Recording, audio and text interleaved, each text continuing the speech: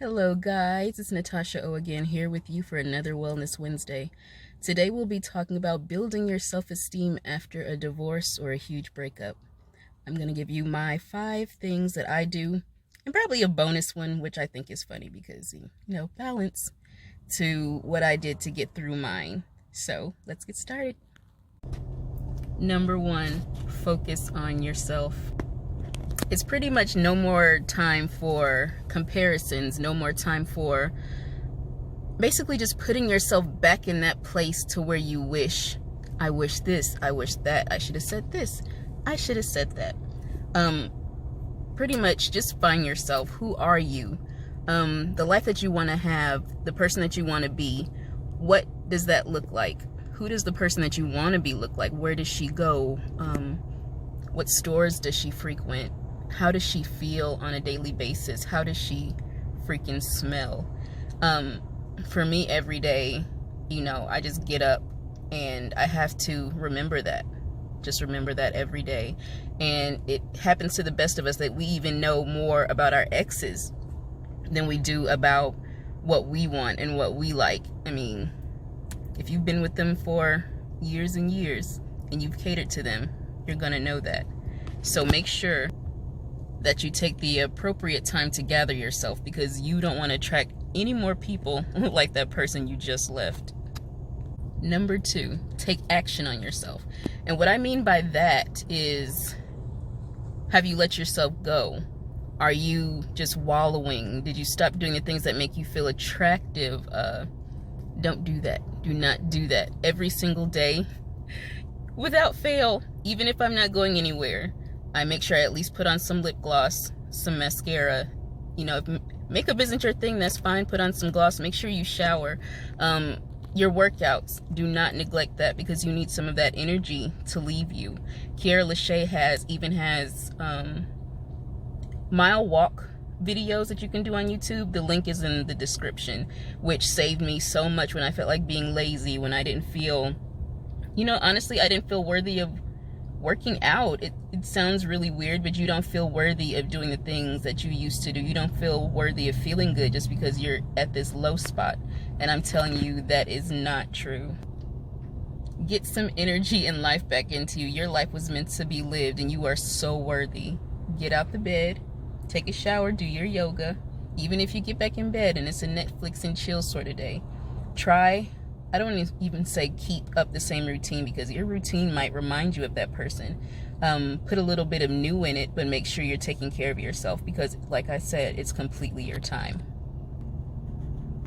Number 3, this goes without saying, but how many of us just keep physical things on us from them for sentimental reasons? Throw that crap away. You don't need his drawers, you don't need his shirts, you don't need her anything. Throw it away. If it's something that you can't use in a spell or a ritual, get rid of it, because the energy with that will go with it too. You don't need to see it if it bothers you, if it doesn't bring you joy, if it's one of those things that's just like, oh, I remember this, and it's, nothing. Get rid of it. What are you holding on to it for? They're gone. Their crap needs to be gone as well. Number 4, know that you are never ever alone. Whether it's your spirit guides, your ancestors, God, whatever you call it, bring it back to you. Know that you're never alone. One of my things is finding my strength. I know a lot of times we can feel that we're by ourselves, especially if any form of abuse was present in the relationship. I know a lot of times I felt alone and wish that I didn't. Wish that I didn't feel alone, but the truth is, there's somebody always there, and they got you out of that situation. You might want to stay, you might feel like it was too soon, or you want to do it on your time, but know that you're still being looked out for. That's one of the things that I know I had to come to terms with, because I should not have been in the relationship that I was in. It wasn't for me, it was holding me back. And another thing to think about, what did you slow up on when you were with this person? Because your spirit guides could be telling you, and then after a while they have to beat you over the head, which causes that breakup. So that's never anything that you want to experience. Heed the call the first time, and they won't have to choke you out the second time. That's what I've learned. Bringing your affirmations, read to yourself, everything. Psalms is, is really good for that. With David, you just want to have your strength. You feel like you're by yourself. Just find, even if you Google Bible verses for depression, Bible verses for this, Bible verses for that, read the Kabbalion. I know that helps. People think that's weird, but to me, it restores order in my mind, because as far as horrible as you are feeling right now, the best is yet to come. This will not stay. It will not last. It's not lasting how they made you feel, because you're healing yourself. Sit in your knowing daily that you're just good. You just have somebody with you. That's like the most important thing. Know that you're getting stronger. Know that there's somebody always with you, and just trust. Trust, because you are. You're so worthy of it. You are never, ever by yourself. That brings us to 5. Be consistent. I can tell you this stuff all day, but if you're not, stop looking at your past. If you're wallowing in bed, if you don't feel like you're worthy of getting out of bed, if you're not talking to your spirits or your ancestors or pouring into yourself daily, that's not going to work. So be consistent. Just be consistent. Wake up every morning, even if you do not feel like it. Pull yourself out of bed, even if it's for 5 minutes. Make sure you do your affirmations. Make sure you do your workout or whatever you have to do to get the blood pumping in your body, to tell your body and your mind that you are worthy of getting up. You deserve the love that you've been giving everybody else, and it's just time to pour into yourself. You deserve to be taken care of. You deserve to be edified. You just do.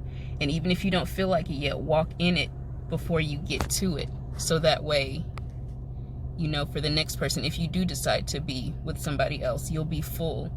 You'll be full for you. You won't have to worry about anybody else.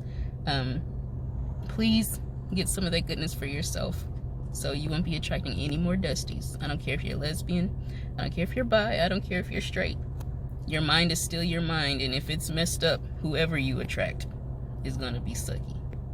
So that leads me to 6. I don't care what anybody says. Hoe Tactics is a good book. It's an amazing book. I put that in the description. You don't have to be a hoe to use it. The thing is, some of the things that are in there, it shows you how not to be run over. And that's one of the things that I absolutely love. I was like, man, if I had some of this before, I wouldn't have any issues. But Hoe Tactics is the first book. The second book is, what is that? The Courage to Rise by Liz Arch. It's about meditation and how to heal after trauma. You can get that from Audible, and you can get that from regular books. Like I always say, check your library first. Library is free. Library is fun. I'm always at the library. But those 2 books, Hoe Tactics and The Courage to Rise, they're in the description. And 2, if you want to talk, I know how it feels to be lonely, even if he's like, oh, I have the spirit guides, but sometimes I just want to hear a definite voice. You know what? Email me. And don't say, oh, she's just saying that. How about you email and see if I email back? I know a lot of people like doing that. You don't want to take them up on their offer, but I know how it feels to be in that situation. So try it and see. Maybe we can be pen pals. But yeah, I love you guys, and I know it's rough, and just getting out of this pit, just getting out of this box, but we got this, definitely. So I love y'all. Happy Wednesday, or whenever you're watching this shoot, it might not even be Wednesday. I love you guys. Bye.